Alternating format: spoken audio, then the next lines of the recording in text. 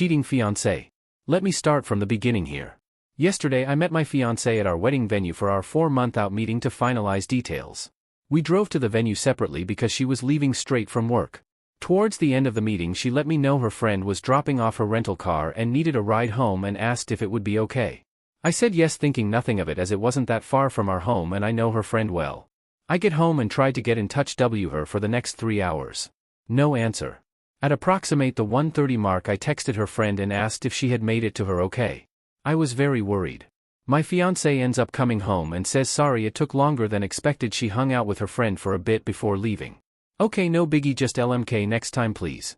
Her friend gets back to me a few minutes later and says, sorry I couldn't make it to the venue, didn't see your fiancé tonight.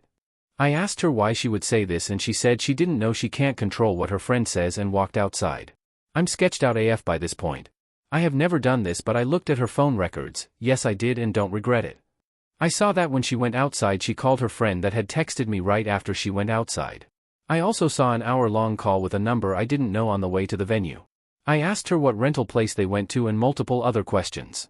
She had quick answers and they seemed legit. I thought maybe I'm crazy here, I need to chill and sleep on it.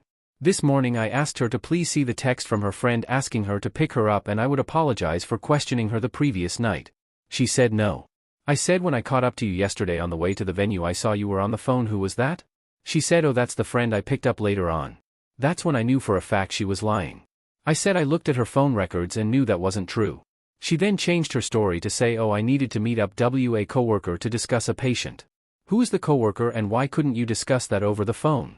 I need to show him the techniques in person, his name is Michael. Okay, I am sketched out beyond belief at this point, we never lie to each other. I asked to see the texts with Michael. She said wouldn't let me see. I said why not if there's nothing to hide? Are you having an affair? Do you not want to be together anymore? She pauses and proceeds to tell me all the things that are wrong with me. I work too much, I don't spend enough time with her, don't listen. I'm astonished at this point, all of this is news to me. I put 2 and 2 together at this point, I know something sketchy is going on. I again asked to see the texts. It took about a half hour of convincing to see these texts and they were crazy. Sexual in nature and talking a lot of shit about me. Also how she wanted to be with him and how they're essentially in love. She started this job 1.5 months ago, he is her coworker. He is also 15 to 20 years older and divorced with multiple kids. I have been financially supporting her for the last few months as she got back on her feet and was working extra so she wouldn't have to pick up a part-time job. We own a house which we both live in with 3 dogs and a horse. Sorry for the novel, I am beside myself right now. I did not see this coming and we were going to get married in 4 months. Any advice would help. Update. As an update, I was finally able to sit down with her tonight and go over this. Again, she came in trying to blame me for what she did. Trying to justify the cheating and lying as a direct result of my lack of communication and listening. She said she wouldn't have had to start talking to this guy if I had been listening better. I spend too much time in the office working and don't dedicate enough time to her. I tried to explain that I was putting in extra hours to try and support her and the family financially while she was struggling so she wouldn't have to get a part-time job. She said she would have rather gotten a part-time job, which makes no sense to me. She was under the impression that because this was short-lived, 1 week she say, and they only made out once, that we could move past this. When I brought up the texts where she was trashing me and talking sexual with him, she deflected hard and I got nowhere with that. I told her that I'm not the reason that this is happening. She went too far and should have communicated with me or thought about the implications first. That I can never trust her again and this is all because of her actions. Whether she wants to try and justify this as my fault is up to her. At the end of this part it got a bit calmer. I said listen, we just really need to figure out the house we own jointly and the 3 dogs. We came to the conclusion that either I stay and buy her out or we sell and get new places. The dogs, one of us will get one, the other 2 TBD. So that's where this left off tonight and we'll continue to keep you all posted on progress. Curious what you all would do about the house. Financially I can support it alone, but it is nearly 3,000 square feet and 5 acres of land which was bought solely to have her horse. She is taking the horse when she leaves and boarding it at a barn. Update 2. Day 3, I was able to sit and have a 3-hour conversation with her tonight. We talked about our relationship and what led to what occurred. It started with her telling me what I did wrong in our relationship, lack of communication, spending too much time working and on my phone. I don't disagree with any of these things. My mindset behind working so much was support of the family. I run an e-commerce business on the side and am a one-man customer service center and deals happen 24 hours a day. I am never not on the clock. I could have certainly been better about setting my phone aside and responding to people the next day. The lack of communication was on both ends, and a prime example of this is the fact that I was unaware she was unhappy with any of this. It was never communicated to me. She said she felt I would have gotten upset if she told me, but never gave me the chance to work on it. I am not a perfect person by any means, and many times I do or say things that are misinterpreted by her as rude. An example of this is a week or two ago I was trying to help her with a budget with her financial problems to try to set up a plan to get her on track. To note, I work in the financial industry and do this for clients all the time. She had mentioned that she owed me maybe $1,000 and she would get that back to me next paycheck. I said something like, I think it's a little bit more than that, let's go through the transfers I have made to our joint account. It ended up being over $5,000. My purpose for doing this was not to make her feel bad but to realize how much I have been contributing. She took this as me trying to humiliate her. Was just trying to help, and maybe my timing was off. She told me I have been too focused on money lately, but I was only trying to make sure we were going to be okay. We still had quite a bit to pay for the wedding and my budgeting mentality was on overload, trying to make sure we had enough. The fact that she keeps trying to justify what she did by attributing that as a direct correlation to my flaws really bothers me. She keeps telling me that she is surprised I would throw away 7 years of a relationship away like this. I keep having to remind her that I didn't throw it away, she did with her actions. She told me that I told too many people too quickly and we could have resolved all of this between us. She also said that she wouldn't have had to talk to someone else if I was a better listener and communicator. I have finally determined the extent of the affair, which I actually believe based on the texts that I read. They began talking 1 to 2 weeks before via text. I don't know if they had met up before outside of work, but this time around he had asked her to the park to play basketball and talk. She met up with him and they ended up making out. I truly believe it didn't go further than this yet. But it would have in the near future, I am sure. She says he is not her boyfriend. She also took off tonight and I have no idea where she is at, assuming with him or a girlfriend. It is an awkward living situation, but I am hoping this resolves in the near term. I do think she wants me to get back with her and try to repair that. I think that the main issue was a lack of communication that manifested for a long time. We got into a routine, lived our boring simple life, and meanwhile this problem was never discussed and grew over time. She acted out instead of talking to me and also lied to my face / talked a lot of shit about me behind my back. She can be very sneaky and I don't think I can fully trust her again. Obviously this would be the easiest thing to do, but I don't think I would ever be truly happy. Understanding the root cause has helped me feel better. If nothing else, it will allow me to address my personality flaws / communication issues and see things from another perspective.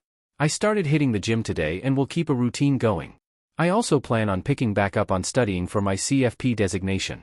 I took the week off of work to focus on my mental health. Today I called the wedding venue and officially canceled the date. We were able to get some money back but lost a bit unless the date can be resold to another couple, unlikely. I also spoke with her parents again to keep them apprised. They live far away and I am sure are worried sick.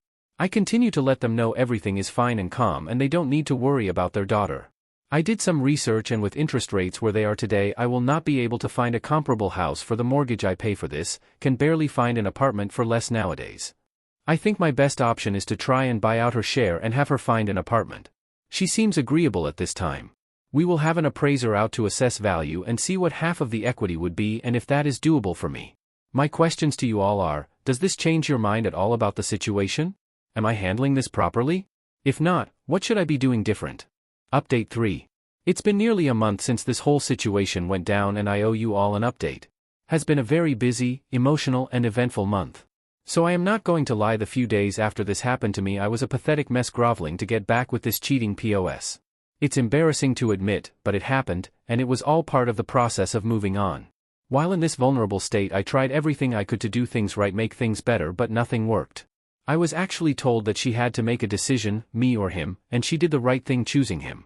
I think that's when I woke up and realized I had let my self-worth go down the drain and I needed to take a step back and really focus on me and what was best for me. It is hard after 7 years of doing everything for someone else, to focus on your own needs, but that's exactly what I have been doing since. I moved our joint savings accounts to my individual checking account. I did the math of what was owed to me and transferred half of the balance back to the joint account for her to take. I have been working out every day since this happened. It makes me feel good to not only improve how I look, but helps me continue to think clearly. I've gone suit shopping, for a massage, out with friends and family. Not only was this relationship isolating of my friends and family, which should have been a huge red flag, but I never did anything for myself. Buying clothes is just not something I would do. I was always worried about providing for my sig other and animals. I've been seeing a therapist, for the first time in my life, on a weekly basis. It helps me talk things out and my decision-making. It is something I will probably continue to do after this situation resolves, just to continue to improve myself. Now for the bigger items. I am still living in the house with the ex.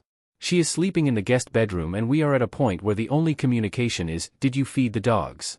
I think she is a terrible person and no matter what I say, in her mind, this is my fault. To accuse someone of being a bad communicator and then using that as an excuse to then not communicate her feelings to me and cheat is her being a hypocrite and an easy out in her delusional mind. I stopped bothering trying to reason with her because she is unreasonable. I have been keeping the ball rolling with listing the house for sale. I contacted an agent, had them come and was happy with the proposed sale price. She then requests that I contact 2 other agents and get their opinions, one of which was recommended by her friend. Yes, I made all the calls, set up all the appointments and met with these people. This is how the relationship always was, and even though it's not fair, I have been willing to do it all to get the hell out of here. After meeting with all 3, we ended up going with the first agent. Pictures were taken on Sunday and the house was listed for sale Sunday night. Open house next Saturday. Already getting a lot of attention on the RE sites. She will be taking the horse to a barn somewhere TBD. I had a conversation about the dogs and offered to take one or none. She said she would take all 3 of them to keep them together. They are a happy bunch and I don't want to fight over taking one if that will break them up. It also selfishly allows me to pursue a clean start. Unexpectedly, I met someone about a week ago that I've been spending quite a bit of time with. I have no false expectations here but am enjoying hanging out with her. She's been through a similar situation in the past and has been helping me through this. It's really eye-opening speaking with a kind, thoughtful and independent woman. It makes me realize what a narcissist my ex was. Completely self-centered, dependent and manipulative. I should have listened to the warnings from family and friends long ago. I definitely fell into the trap of being in a simple routine. I wasn't enjoying life, it was just an easy situation to be in. Nice house, lots of land, great animals, didn't want to rock the boat. So I just continued on. You don't really realize this until you take a step back and truly reflect. Some might say it was wasted time, but I am really using this as a learning experience. I will not ignore red flags in the future. I will not fall into the simplicity trap. I will continue to maintain relationships with friends and family. I just want to end this with a huge shout out to everyone on here that commented on my original post. I posted on Reddit because I had no idea what to do. Those of you that took the time to try and help a complete stranger on Reddit are amazing. I read every single comment and they all helped me get to where I am now. I am looking forward to the next chapter in my life, wherever it takes me. Thank you all, truly. Update 4. Hello all, it's been quite some time since I have posted an update on this situation. It's wild to think that all of this happened more than 4 months ago now. With time this has gotten so much better, and hopefully if someone stumbles upon this going through the same situation it will help them realize that time heals everything. I shared the house with my ex until mid-May. It was painful being there with her and the dogs, knowing that my life as I knew it had ended. We were roommates who didn't like each other. I tried to avoid her as much as I could but it was impossible. We stayed in different bedrooms but the dogs were allowed to roam to and from at night, doors open. After the first few weeks she stopped sleeping out and it didn't happen almost at all for the remainder of the time at the old house. The constant texting and phone calls, however, did not. I think they decided not to pursue a relationship but remained friends. I don't know for sure and didn't care enough to ask. She moved out in mid-May along with 2 of the 3 dogs. Saying goodbye to them was awful. The loss I felt could be compared to a loved one dying. During my last month there I met up with the ex and 2 dogs at a dog park a couple of times. While they recognized me and were happy to see me, I could tell that they were doing just fine without me, which made me feel better. There was little conversation with the ex other than about how the dogs were adjusting. She moved to a rundown house in a rundown area, to put it nicely.